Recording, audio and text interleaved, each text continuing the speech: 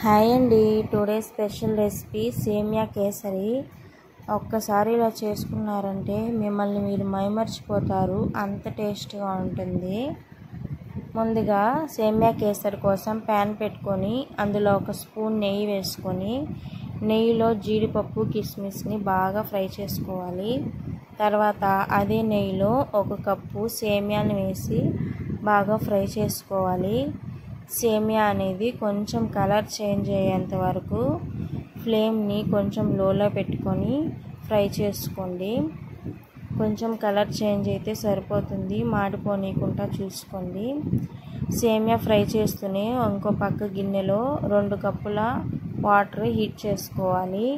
1 cup సేమియాకి 2 కప్పుల water వేసుకుంటున్నాను.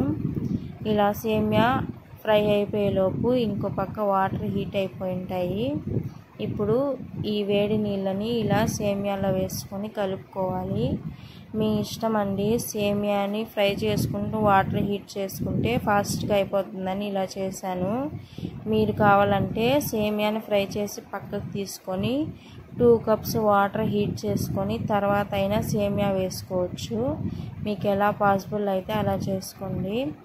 ఇలా సేమియాలో వాటర్ అంతా ఇంకిపోయిన తర్వాత 1 కప్పు సేమియాకి 1/2 కప్పు షుగర్ వేసుకోవాలి. మీరు ఇంకా షుగర్ స్వీట్ ఎక్కువ తినే వాళ్ళైతే ఇంకా ఎక్కువ వేసుకోవచ్చు. నేనైతే సరిపడినంత వేసాను.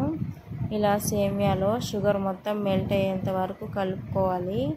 తర్వాత కొంచెం వాటర్లో ఒక పించ్ కలర్ వేసుకొని కలుపుకొని సేమియాలో వేసుకోండి. మీకు కలర్ వద్దనుకుంటే స్కిప్ చేసేసుకోవచ్చు, కానీ కేసర్ అంటే కంపల్సరీగా కలర్ వేస్తారండి. అందుకే నేను లైట్గా వేసాను, ఎక్కువ ఏం వేయలేదు. కలర్ అనేది ఎప్పుడో ఒకసారి తింటే ఏం కాదండి, కానీ రెగ్యులర్గా కలర్స్ అనేవి వాడద్దు.